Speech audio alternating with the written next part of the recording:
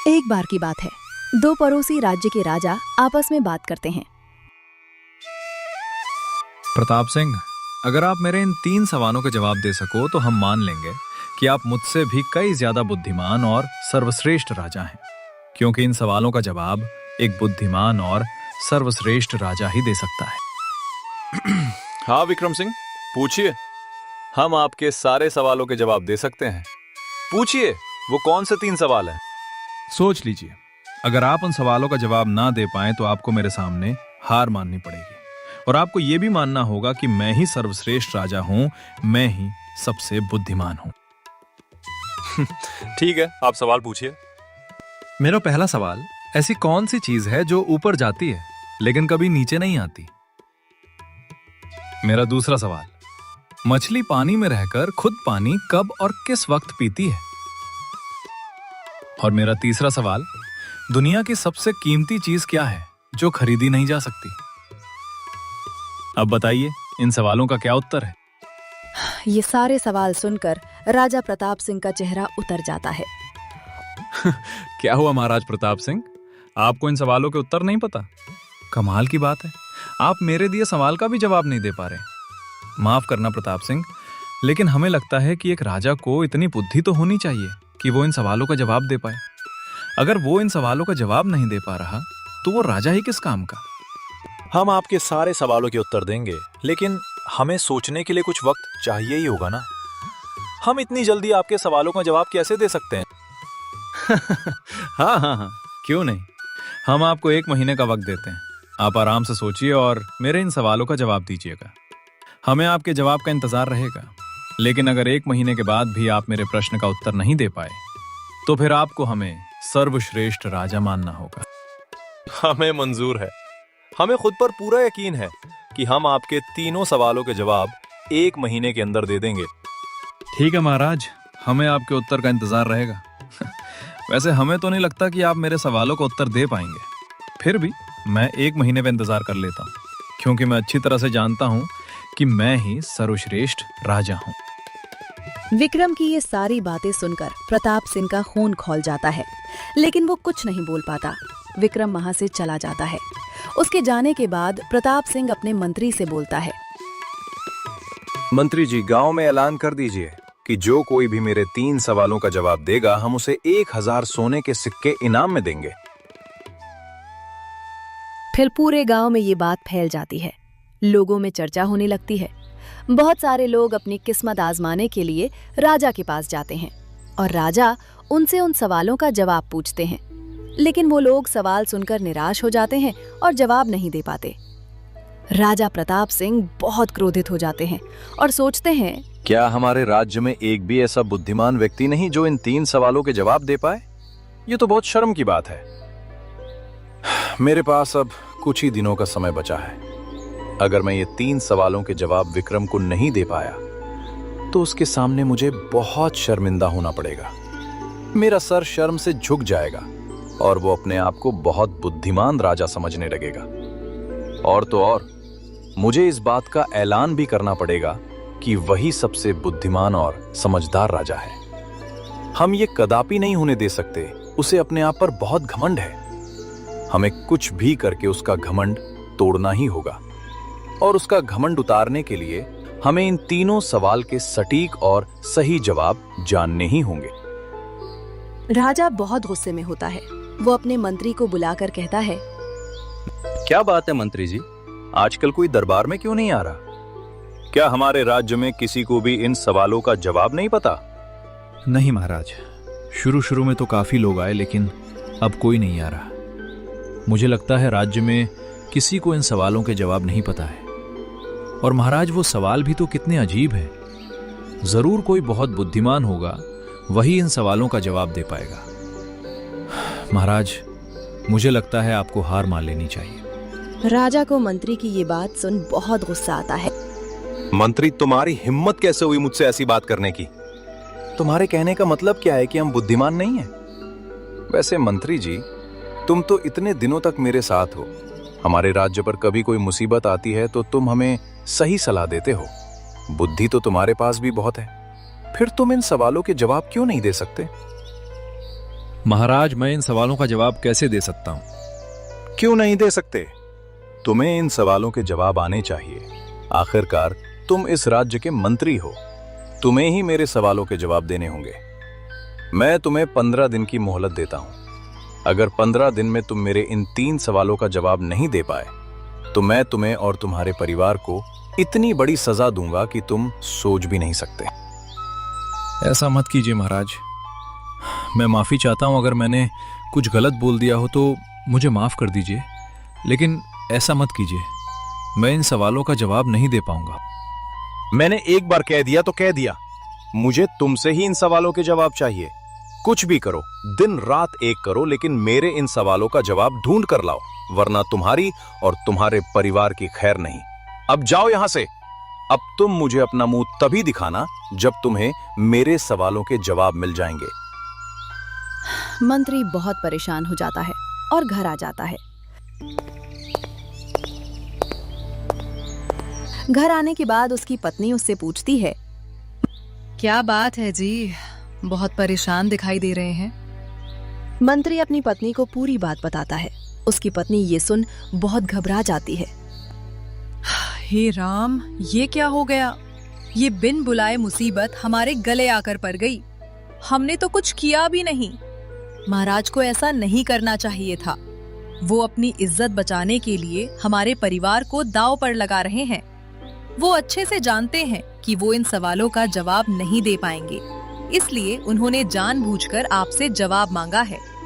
उन्हें उनकी इज्जत इतनी प्यारी है कि उसके लिए उन्होंने अपने मंत्री के परिवार तक की परवाह नहीं की। तुम नहीं जानती जानकी, महाराज कुछ भी कर सकते हैं।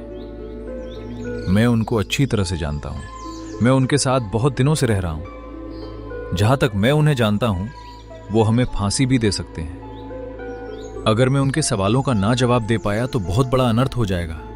वो हमारे परिवार को नहीं छोड़ेंगे। उन्होंने मुझे धमकी दी है। अब हम क्या करेंगे, कुछ सोचा है? नहीं जानकी, हम कुछ नहीं कर सकते।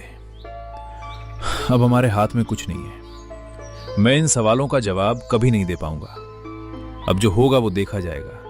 जैसे भगवान की इच्छा होगी वही होगा। जानकी, तुम एक काम करो, हमारे बेटे को यहां से कहीं दूर भेज दो। हमारा क्या है, हमारी तो उम्र हो चली है, लेकिन हमारा बेटा अभी जवान है। उसकी शादी भी नहीं हुई है। अगर वो यहां रहा तो महाराज उसे भी सजा देंगे। हमें जो सजा मिलेगी हम भुगत लेंगे, लेकिन हमारा बेटा उस समय यहां नहीं रहना चाहिए। हम उसे कहीं दूर भेज देते हैं, फिर चाहे महाराज हमें मार ही क्यों ना डाले, हमारा बेटा तो जीवित रहेगा। तभी वहां पर मंत्री का बेटा अभय आ जाता है। फिर मंत्री और जानकी मिलकर उसे सारी बात बताते हैं। पिताजी, आप तो बहुत बुद्धिमान हो। आपने एक नहीं कई बार इस राज्य के लिए फैसले लिए हैं, फिर आप कैसे हार मान सकते हो? बेटा, राजा ने सवाल ही कुछ ऐसे पूछे हैं जो अजीब और गरीब हैं, जिनका उत्तर मेरे पास नहीं है। उनका सवाल है कि मछली पानी में रहकर खुद पानी कब पीती है, और दूसरा सवाल, वो कौन सी ऐसी चीज है जो ऊपर तो जाती है लेकिन नीचे नहीं आती, और उनका तीसरा सवाल है, दुनिया की सबसे कीमती चीज क्या है जो खरीदी नहीं जा सकती। अब तुम ही बताओ बेटा, मैं इन सब सवालों के क्या जवाब दूं? ये सवाल ही कितने अजीब हैं। हाँ पिताजी, ये कैसे सवाल है? इतने अजीब सवाल तो मैंने आज तक कहीं नहीं सुने। भला कोई आदमी इनका जवाब कैसे बता सकता है? मछली तो हर समय पानी में ही रहती है, तो कोई ये कैसे बता सकता है कि वो पानी कब पीती है? बाकी के 2 सवाल भी बहुत ही अजीब हैं। पिताजी, ये तो सरासर अन्याय है, ये सही नहीं है। महाराजा को ये सब नहीं करना चाहिए। आखिर इसमें आपकी क्या गलती है? और पिताजी, मैं आप दोनों को छोड़कर कहीं नहीं जाऊंगा, चाहे महाराज मुझे सजा क्यों ना सुना दे। मुझे मंजूर है, मैं आप दोनों के साथ ही रहूंगा। नहीं मेरे बच्चे, हमारी बात समझने की कोशिश कर। तू यहां से कहीं दूर चला जा, और मेरे बेटे, अपनी पहचान छुपा लेना। किसी को अपनी पहचान मत बताना कि तुम कौन हो और किसके बेटे हो, नहीं तो राजा के आदमी तुम्हें ढूंढ लेंगे। हमारी फिक्र मत कर बेटा, हमारा जो नसीब में होगा वही होगा, हमें मंजूर है। आप दोनों कैसी बात कर रहे हो? मैं आप दोनों को छोड़कर कहीं नहीं जा सकता। आखिर आप दोनों मेरे माता पिता हो। मैं आपको छोड़कर नहीं रह सकता। चाहे कुछ भी हो जाए, मैं यहां से कहीं नहीं जाऊंगा। बेटा, शायद किस्मत यही चाहती है कि तू यहां से कहीं दूर चला जाए। मेरे बच्चे, ये भी तो हो सकता है ना, तुझे बाहर रहकर शायद इन सब सवालों के जवाब मिल जाए। अगर ऐसा हुआ तो तू उसी दिन लौट आना बेटा। लेकिन अगर तुझे इन सब सवालों के जवाब ना मिल पाए तो तू कभी यहां मुड़कर मत देखना। कभी किसी को हमारे बारे में या खुद के बारे में सच मत बताना कि तू कौन है, वरना राजा तुझे भी मार डालेगा। दोनों मिलकर अभय को वहां से भेज देते हैं। अभय गांव छोड़कर बहुत ही उदास मन से वहां से निकल पड़ता है और दूसरे गांव में पहुंच जाता है। उसे बहुत तेज भूख लगती है और प्यास भी लगती है। वो गांव में एक घर पानी मांगते हुए कहता है, सुनिए, कोई है क्या? मुझे एक गिलास पानी मिल सकता है? तब एक लड़की नैना बाहर आती है और बोलती है, जी बोलिए, किससे मिलना है? क्या काम है? जी, वो मुझे बहुत प्यास लग रही थी। क्या मुझे एक गिलास पानी मिल सकता है? हाँ बिल्कुल, आप थोड़ी देर रुकिए, मैं अभी पानी लेकर आती हूँ।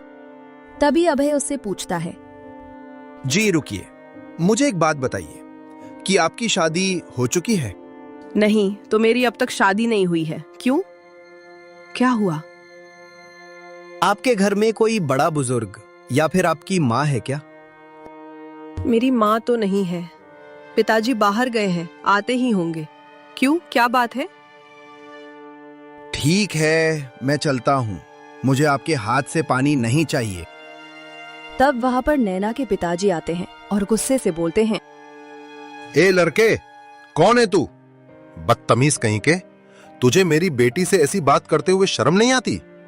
एक तो तुझे मेरी बेटी पानी दे रही है, ऊपर से तू उससे शादी के बारे में पूछ रहा है। तू मेरी बेटी को छेड़ रहा है, बेशरम कहीं का। चला जा यहां से। अगर दोबारा यहां दिखा तो तेरे टांगे तोड़कर रख दूंगा। नहीं बाबा, आपको कोई गलतफहमी हुई है। मैं छेड़ नहीं रहा था। चुप कर बदतमीज। मैं तुझ जैसे लड़कों को अच्छी तरह से जानता हूं। तू तो इस बात की खैर मना कि मैं तुझे सिर्फ समझा रहा हूं, नहीं तो अभी गांव वालों को बुलाकर तेरे हाथ पैर तुड़वा देता। अब जल्दी से निकल ले यहां से, वरना तेरी खैर नहीं। अभय वहां से चला जाता है। नैना उस बारे में सोचती है, वो लड़का कोई साधारण लड़का नहीं था। पिताजी को जरूर कुछ गलतफहमी हुई है। वो लड़का कोई आवारा या लफंगा नहीं था। वो तो बहुत अच्छा और सुसंस्कारी लड़का था। अब मुझे समझ आ रहा है कि उसने मुझसे ऐसा क्यों पूछा, क्योंकि वो लड़का इतना संस्कारी है कि बिन बिहाई लड़की के हाथ का वो पानी तक नहीं पीता। ये उसके संस्कार थे। इसीलिए उसने मुझसे घर में किसी बुजुर्ग या फिर मेरी माँ के बारे में पूछा। पिताजी ने उसे बहुत भला बुरा कहा। ये नहीं होना चाहिए था। उसे कितना बुरा लगा होगा। थोड़ी देर बाद नैना अपने पिताजी से कहती है, पिताजी, आपने उस लड़के से ऐसी बात करके गलत किया। आपको गलतफहमी हुई थी। दरअसल वो लड़का मुझे छेड़ नहीं रहा था। वो तो सिर्फ पानी मांग में आया था। पिताजी, वो लड़का कोई साधारण नहीं, कोई आवारा या लफंगा नहीं है। जरूर किसी अच्छे घर का एक संस्कारी लड़का है। पानी मांगते समय उसने मुझे घर में किसी बुजुर्ग के बारे में इसलिए पूछा था क्योंकि वो मेरे हाथ से पानी नहीं लेना चाहता था। आप सोचिए पिताजी, जिस लड़के के संस्कार इतने अच्छे हैं, जो एक कुंवारी लड़की की हाथ का पानी तक नहीं लेता, वो लड़का भला किसी को कैसे छेड़ सकता है? जब मैंने कहा कि घर में माँ नहीं है, तो उसने मेरे हाथ से पानी लेने के लिए मना कर दिया। ये क्या कह रही हो नैना? फिर तो मुझसे बहुत बड़ी भूल हो गई। मैंने गुस्से में न जाने उसे क्या क्या कह दिया। उसे कितना बुरा लगा होगा। खैर छोड़ो बेटा, अब मैं उस लड़के को कहां ढूंढूं? अब तक तो निकल चुका होगा। अगर कभी उससे दोबारा मुलाकात होगी तो उससे माफी जरूर मांग लूंगा, क्योंकि गलती उसकी नहीं, मेरी है। मुझे गलतफहमी हो गई थी। मुझे लगता है वो लड़का जरूर बाजार की ओर गया है। वैसे बेटी, मुझे बाजार जाना था, कुछ काम भी है। तुम्हें कुछ मंगवाना है तो बोल दो। ठीक है पिताजी। वैसे पिताजी, बाजार से कुछ सामान लाना था। हाँ बोलो बेटी, क्या लाना है? मैं अभी चला जाता हूँ। पिताजी, बाजार से 3 चीज लानी है। 2 रुपए की ऐसी लेकर आइए जो ऊपर से सख्त हो और अंदर से नरम हो, और 2 रुपए की ऐसी चीज लेकर आइए जो बाहर से नरम हो और अंदर से सख्त हो, और 1 रुपए की ऐसी सफेद चीज लेकर आओ जो मीठी है लेकिन कोई फल नहीं, और 1 रुपए का गोल गोल तला हुआ प्यारा लेकर आइए। ये सब सुनकर नैना के पिताजी का सर चकरा जाता है। बेटा, तुम जो कह रही हो वो तो मेरे दिमाग से बाहर है। मुझे तो कुछ भी समझ नहीं आया। ठीक से बताओ, तुम्हें क्या चाहिए? पिताजी, मुझे जो चाहिए मैंने आपको बता दिया है। अब आप बाजार जाइए और ये चीज खरीद कर लेकर आइए जो मैंने कहा है। आप बाजार में दुकानदार को यही कहिएगा, वो आपको सारी चीज दे देगा। क्या उसे ये सारी चीज समझ में आ जाएगी? हाँ पिताजी, अगर उसके पास दिमाग होगा तो जरूर समझ आ जाएगी। आप जाइए। ठीक है बेटा, मैं अभी जाता हूँ। नैना के पिता बाजार के लिए निकल पड़ते हैं। एक दुकानदार से कहते हैं, सुनो भाई, 2 रुपए की ऐसी चीज दीजिए जो ऊपर से सख्त हो और अंदर से नरम हो, और 2 रुपए की ऐसी चीज दीजिए जो बाहर से नरम हो और अंदर से सख्त हो, और 1 रुपए की ऐसी सफेद चीज दीजिए जो मीठी है लेकिन कोई फल नहीं, और 1 रुपए का गोल गोल तला हुआ प्यारा दे दो। ये सारी बातें सुनकर दुकानदार का सर घूम जाता है। ये क्या बोल रहे हो? नरम कड़क सफेद चीज, ये सब क्या है? मुझे तो कुछ भी समझ में नहीं आ रहा। तुम्हें आखिर चाहिए क्या? साफ साफ बोलो। मेरी बेटी ने मुझे यही लाने के लिए कहा है। तुम्हें पता होगा, तुम मुझे ये चीज दे दो। आपकी ये टेढ़ी बातें मेरे दिमाग से बाहर है। मुझे कुछ भी समझ में नहीं आ रहा। मैं आपको कुछ नहीं दे सकता, जाइए यहाँ से। फिर नैना के पिताजी दूसरे दुकानदार के पास जाते हैं तो उन्हें भी ये सारी चीज समझ नहीं आती। फिर वो और एक दुकानदार के पास जाते हैं तो वो गुस्से से कहता है, क्यों रे बूढ़े, तू पीकर तो नहीं आया? या फिर तुझे मजाक करने के लिए मैं ही मिला था? तुझे कुछ खरीदना है भी या नहीं? मेरा समय बर्बाद मत कर, निकल जा यहां से। वो दुकानदार उसे वहां से भगा देता है। फिर रास्ते में उसकी मुलाकात अभय से होती है। वो अभय देख बहुत खुश हो जाता है और उसे कहता है, अच्छा हुआ बेटे, तुम मुझे यहीं मिल गए। मुझसे बहुत बड़ी गलती हो गई। मैंने अनजाने में तुम्हें बहुत कुछ सुना दिया। दरअसल मुझे पूरी बात पता ही नहीं थी और मैं तुम्हें समझ ही नहीं पाया। मैं तुम्हें औरों की तरह समझ रहा था, लेकिन जब मेरी बेटी ने मुझे समझाया तब मुझे समझ आया कि तुम औरों की तरह नहीं हो, कि तुम कितने संस्कारी हो। तुम्हारी उन बातों का मतलब मुझे तो नहीं समझ आया, लेकिन मेरी बेटी बहुत समझदार और बुद्धिमान है। उसने मुझे सारी बात बताई। तब मुझे मेरी गलती का एहसास हुआ। मुझे माफ कर देना बेटे। अरे नहीं नहीं बाबा, आप माफी मत मांगे। आपकी जगह कोई और होता तो उसे भी शायद गलतफहमी हो जाती। मुझे लगता है मेरे बात करने का तरीका ही कुछ ऐसा था कि आपको गलतफहमी हो गई। आप माफी मत मांगे। वैसे बाबा, आप बहुत परेशान दिख रहे हो, कोई बात है? हाँ बेटा, दरअसल मेरी बेटी ने बाजार से कुछ चीज मंगवाई थी। मैं बहुत दुकानदारों के पास गया, लेकिन वो दुकानदार समझ ही नहीं पा रहे। मुझे एक भी चीज नहीं मिली। मुझे बताइए, शायद मैं आपकी कुछ मदद कर पाऊं। नैना के पिताजी अभय को उन चीजों के बारे में बताते हैं तो अभय सोचता है, सचमुच ये लड़की तो बहुत बुद्धिमान है। लगता है उसने किसी की परीक्षा लेने के लिए ये सब किया है। बाबा, आप चिंता मत कीजिए, मैं समझ चुका हूं कि आपकी लड़की को कौन सी चीज चाहिए। आप चलिए मेरे साथ, मैं आपको चीज दिलवाता हूं।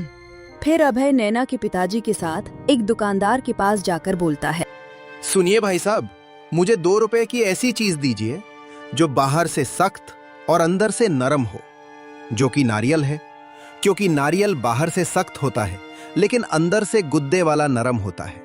और 2 रुपए की ऐसी चीज दीजिए जो बाहर से नरम हो और अंदर से सख्त, यानी कि 2 रुपए के छुहारे दीजिए जो बाहर से तो नरम होते हैं लेकिन अंदर से सख्त होते हैं। और 1 रुपए की ऐसी मीठी चीज दीजिए जो फल नहीं है लेकिन मीठी होती है, वो है चीनी। 1 रुपए की चीनी दे दीजिए। ये सारी बातें सुनकर नैना के पिताजी भी दंग रह जाते हैं।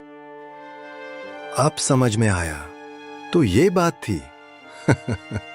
तुम तो बहुत बुद्धिमान लड़के हो। ये सब बातें तो मेरी समझ में नहीं आई। इन बाबा को भी सीधे सीधे बोलना चाहिए था ना। ये सारी चीज इतने घुमा फिरा कर बोल रहे थे, मेरे तो कुछ समझ में नहीं आया। मैं तो हैरान हूं कि तुम इन सब चीजों को कैसे पहचान पाए। सचमुच तुम तो बहुत बुद्धिमान हो। फिर दोनों मिलकर वहां से चले जाते हैं। नैना के पिताजी बोलते हैं, अरे बेटा, एक चीज तो रह गई। हाँ बाबा, चलिए मैं आपको वो भी दिला देता हूँ। फिर अभय और बाबा मिलकर एक मिठाई वाले के पास जाते हैं। अभय उनसे कहता है, सुनिए भाई साहब, मुझे गोल गोल तला हुआ प्यारा दे दीजिए। ये तुम क्या कह रहे हो? मुझे कुछ समझ नहीं आ रहा। साफ साफ बताओ क्या चाहिए। मैं गुलाब जामुन के बारे में बात कर रहा हूँ, जो गोल भी होता है और तला हुआ भी होता है, जो प्यारा भी होता है। अच्छा, तो सीधे सीधे बोलो ना कि तुम्हें गुलाब जामुन चाहिए। इसमें इतना घुमा फिरा के बोलने की क्या बात है? अभी देता हूँ। ये सारी बातें सुनकर नैना के पिताजी सोच में पड़ जाते हैं। सच में ये लड़का तो बहुत बुद्धिमान है। नैना सच कह रही थी, ये लड़का कोई साधारण लड़का नहीं है। जरूर ये किसी अच्छे घर का लड़का है। इसके बातों से ही लग रहा है कि बहुत बुद्धिमान और कितना संस्कारी है। मुझे मेरी बेटी के लिए ऐसे ही लड़के की जरूरत थी। मैंने तो इसके घरदार के बारे में पूछा ही नहीं। मुझे इसके बारे में पता लगाना होगा। बाबा, अब मैं चलता हूँ। आपको आपकी सारी चीजें मिल गई हैं। रुको बेटा, तुम्हारा नाम क्या है? कहाँ के रहने वाले हो? अभय मन ही मन सोचता है, मुझे अपनी पहचान छुपानी होगी। पिताजी ने कहा था, किसी को भी अपनी असली पहचान मत बताना। कब कौन राजा को मेरे बारे में बता दे, उससे अच्छा झूठ बोल देता हूं। जी, मेरा नाम सुरेश है। वो मैं दूर गांव से आया हूं, काम की तलाश में हूं। मेरा इस दुनिया में कोई नहीं। मैं अनाथ हूं, रहने का भी ठिकाना नहीं है। एक काम करो, तुम मेरे घर चलो, मैं तुम्हारी मदद करूंगा। अरे नहीं नहीं बाबा, आप तकलीफ मत लीजिए। मैं जैसे तैसे अपना गुजारा कर लूंगा। अरे नहीं नहीं बेटा, तुमने मेरी इतनी बड़ी मदद की है। अरे तुम आज ना होते तो मैं वो सारी चीज खरीद ही नहीं पाता। मैंने कई लोगों से बोला, लेकिन कोई मेरी बात समझ ही नहीं पा रहा था। कई लोगों ने तो मुझे गालियां तक दे दी। सचमुच बेटा, तुम बहुत बुद्धिमान हो। तुमने मेरी इतनी बड़ी मदद की है और अब मुझे मौका मिला है, तो मुझे भी तुम्हारी सहायता करने का एक मौका तो दो। फिलहाल तुम्हारे पास रहने का कोई ठिकाना नहीं है, तो तुम मेरे घर पर रह सकते हो और मैं जल्द से जल्द तुम्हारे काम धंधे का भी कोई ना कोई बंदोबस्त लगा ही दूंगा। फिर एक बार तुम्हें काम लग गया तो फिर तुम किराए से अपने लिए दूसरा मकान देख सकते हो। तब तक तुम मेरे यहां ही रुक जाओ। ठीक है बाबा, अब आप इतना कह रहे हैं तो मैं आपके साथ चलने के लिए तैयार हूं। फिर अभय उन बाबा के साथ उनके घर चला जाता है। नैना उसे देख बहुत खुश होती है।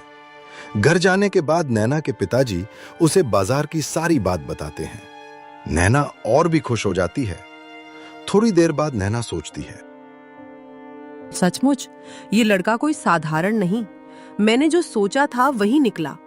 ये बहुत बुद्धिमान और अक्लमंद है, क्योंकि मैंने पिताजी को जानबूझकर पहेलियों में जो चीज बताई थी उसका उत्तर एक बुद्धिमान व्यक्ति ही दे सकता था।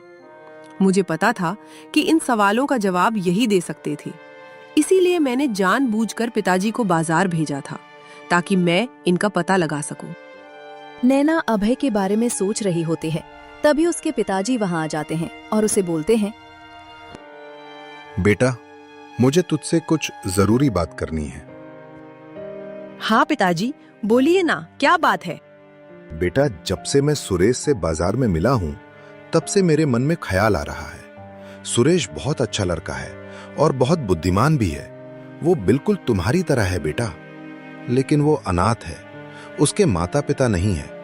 वो तो काम की तलाश में यहां वहां भटक रहा है। मुझे लगता है तुम्हारे लिए सुरेश से अच्छा लड़का हो ही नहीं सकता, क्योंकि बेटी, मैं तुम्हें बचपन से जानता हूं। तुम में जितना दिमाग है, जितनी तुम बुद्धिमान हो, उतना ही सुरेश भी है।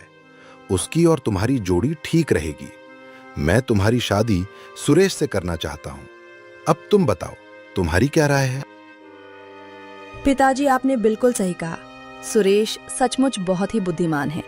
मैंने आपको जानबूझकर पहेली में वो चीज मंगवाई थी। मैं देखना चाहती थी कि सुरेश उन पहेलियों का उत्तर दे भी पाता है या नहीं, लेकिन उसने सभी पहेलियों के सटीक उत्तर दिए। मेरा भी यही सपना था कि मेरी शादी ऐसे ही किसी बुद्धिमान व्यक्ति से हो। मुझे कोई आपत्ति नहीं है पिताजी। ये तो बहुत अच्छी बात है बेटा। मैं अभी सुरेश से बात करता हूं। थोड़ी देर बाद नैना के पिताजी अभय से बोलते हैं, बेटा सुरेश, मुझे तुझसे कुछ जरूरी बात करनी है। दरअसल मैं मेरी बेटी के लिए एक लड़के की तलाश में था। मुझे उसके लिए जैसा लड़का चाहिए था, वो सारे गुण तुम में है बेटा। तुम्हें कोई ऐतराज ना हो तो मेरी बेटी की शादी मैं तुमसे करवाना चाहता हूं। ये बात सुनकर अभय को अपने माता पिता का ख्याल आता है। मन ही मन सोचता है, क्या करूं? मुझे तो कैसे भी करके अपने माता पिता की जान बचानी है। मेरे पास बहुत कम समय बचा है।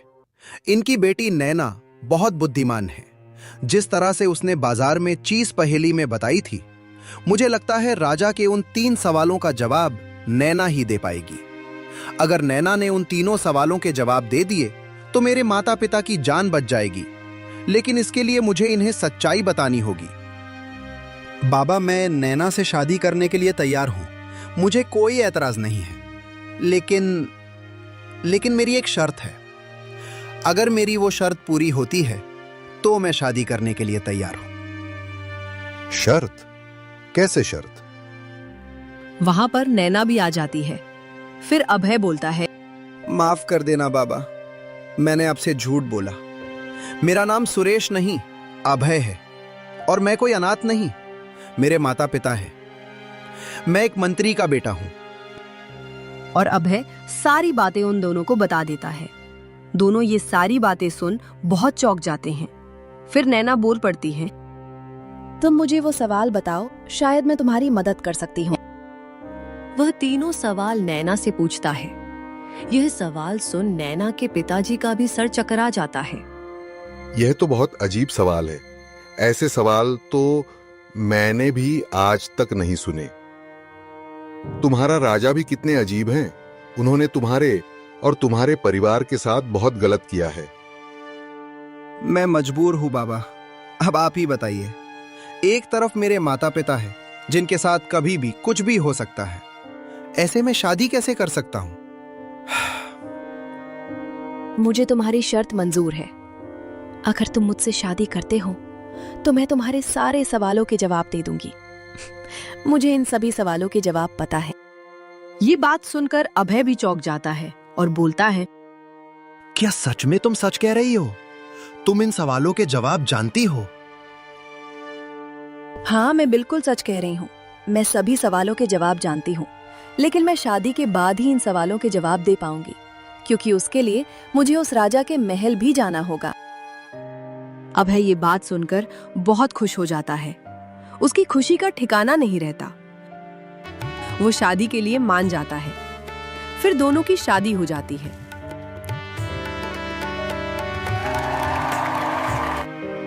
अभय नैना को लेकर अपने गांव आ जाता है। अभय के माता पिता अभय को देख बहुत खुश हो जाते हैं। अभय उन्हें नैना से मिलाता है और सारी बातें बताता है। माँ, बाबूजी, आप दोनों चिंता मत कीजिए, आपको कुछ नहीं होगा।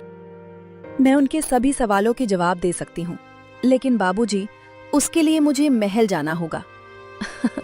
आप एक काम कीजिए, आप राजा के पास जाइए और उन्हें कहिए कि मैं उनके सारे सवालों के जवाब दे सकती हूँ, लेकिन मेरी एक शर्त है। उन्हें मुझे अपने महल में 2 दिन तक घूमने की अनुमति देनी होगी। मैं जिस वक्त उस महल जाऊं, मुझे आने की इजाजत देनी होगी, चाहे वो दिन हो या रात। मैं 2 दिन तक उनके महल पर नजर रखूंगी और फिर 2 दिन बाद उनके सारे सवालों के जवाब दे दूंगी। ठीक है बेटा, मैं आज ही राजा के पास जाता हूँ और उन्हें सारी बात बताता हूँ। फिर मंत्री राजा के पास जाकर बोलता है, महाराज, आपके लिए खुशखबरी है। आपके सभी सवालों के जवाब आपको मिल जाएंगे। क्या तुम सच कह रहे हो? मुझे तो यकीन ही नहीं हो रहा। क्या तुमने मेरे सवालों के जवाब का पता लगा लिया? तो जल्दी बताओ, उन तीनों सवालों के जवाब क्या है? महाराज, मेरे पास आपके तीनों सवालों के जवाब नहीं हैं, लेकिन मेरी बहू के पास है। मेरी बहू को इन तीनों सवालों के जवाब पता है। तुम क्या कह रहे हो? तुम्हारी बहू? तुम्हारे बेटे की तो शादी अब तक नहीं हुई है। फिर मंत्री राजा को सारी बात बताता है। मेरी बहू का कहना है वो 2 दिन बाद आपको आपके सवालों के जवाब दे देगी, लेकिन उसके लिए मेरी बहू ने एक शर्त रखी है। उसकी शर्त यह है कि उसे बिना किसी रोक टोक के इस महल के अंदर प्रवेश दिया जाए। वो चाहे दिन हो या रात हो, 2 दिन वो आपके महल में आना चाहती है। ठीक है, हम तुम्हारी बहू की शर्त को स्वीकार करते हैं। तुम्हारी बहू 2 दिन जब चाहें इस महल में आ सकती है, किसी भी कमरे में जा सकती है, पूरा महल घूम सकती है। तुम उसे जाकर कह दो कि मुझे 2 दिन बाद मेरे सवालों के जवाब चाहिए। फिर मंत्री घर जाकर अपनी बहू को सारी बात बताता है। ये बात सुन नैना भी बहुत खुश हो जाती है। थोड़ी देर बाद रात हो जाती है।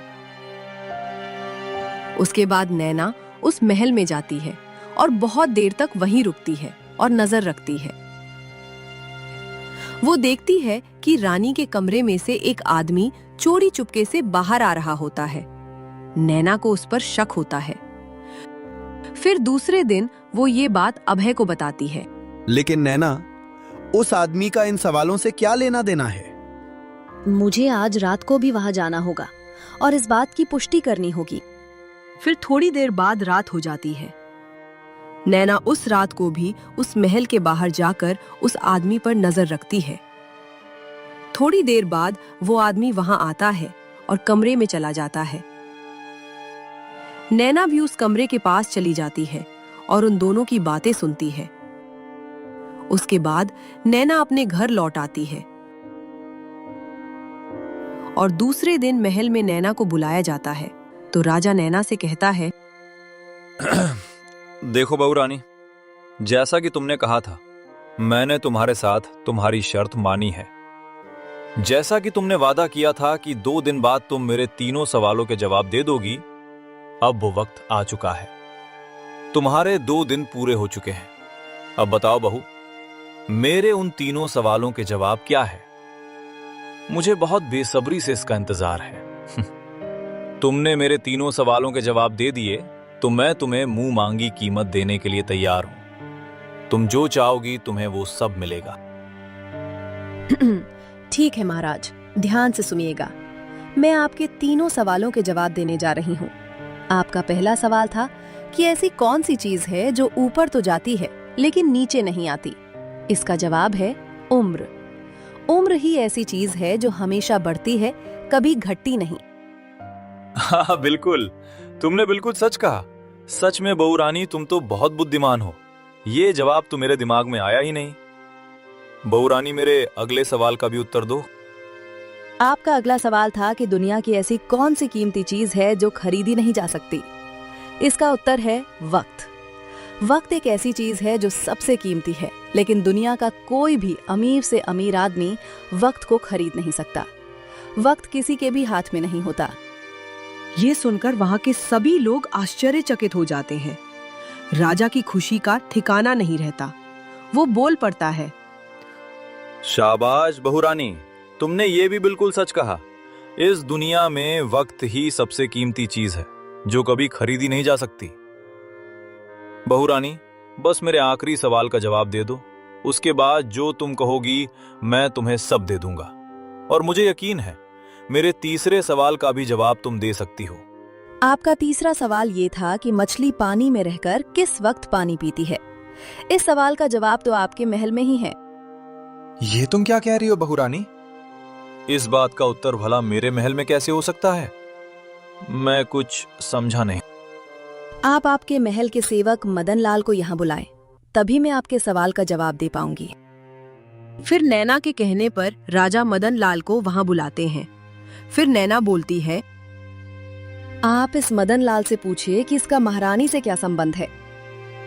ये बात सुनकर राजा चौंक जाते हैं और कहते हैं, बहू रानी, ये तुम क्या कह रही हो?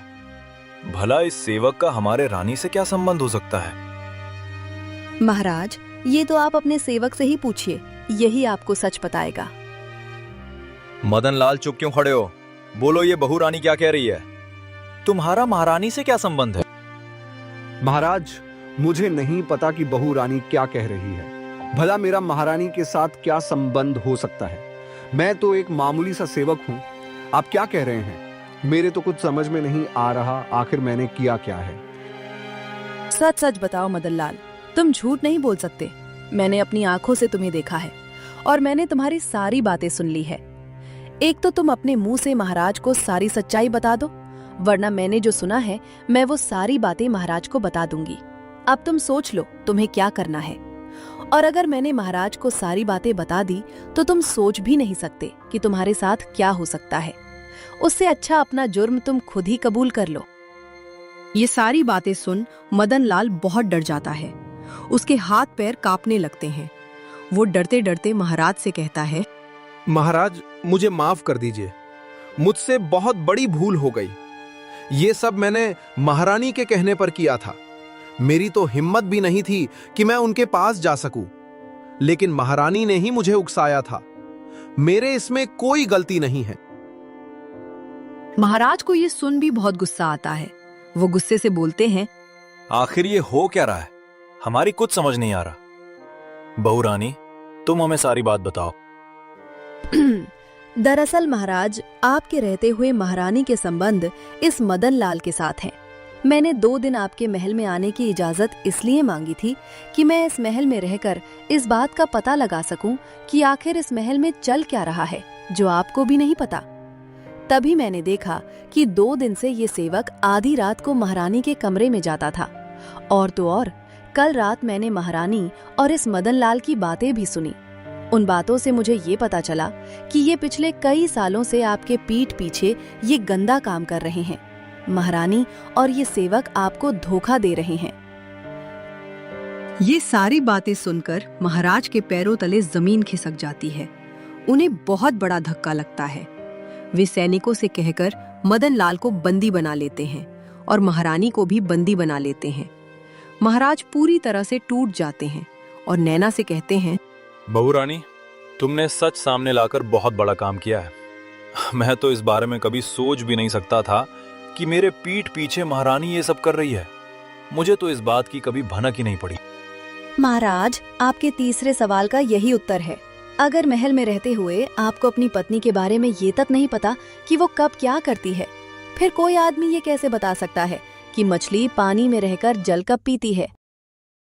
ये सारी बातें सुनकर महाराज भी बहुत आश्चर्यचकित हो जाते हैं और नैना की प्रशंसा करते हुए बोलते हैं, शाबाश बहू रानी, तुमने बिल्कुल सही कहा। तुमने आज मेरी आंखें खोल दी। और तो और, तुमने एक बहुत बड़े राज से पर्दा भी उठा दिया। अगर तुम ना होती तो पता नहीं मैं और कितने दिन बेवकूफ बना रहता। इस राज्य को तुम्हारे जैसी सोच और बुद्धिमान रानी की जरूरत है। मैं चाहता हूं कि आज के बाद अभय मेरी जगह ले ले और तुम एक महारानी की जगह ले लो, क्योंकि तुम दोनों इसके काबिल हो। मैं आज से ही मेरा राजपाट छोड़कर जा रहा हूं। अब मेरा यहां बिल्कुल भी मन नहीं लगेगा।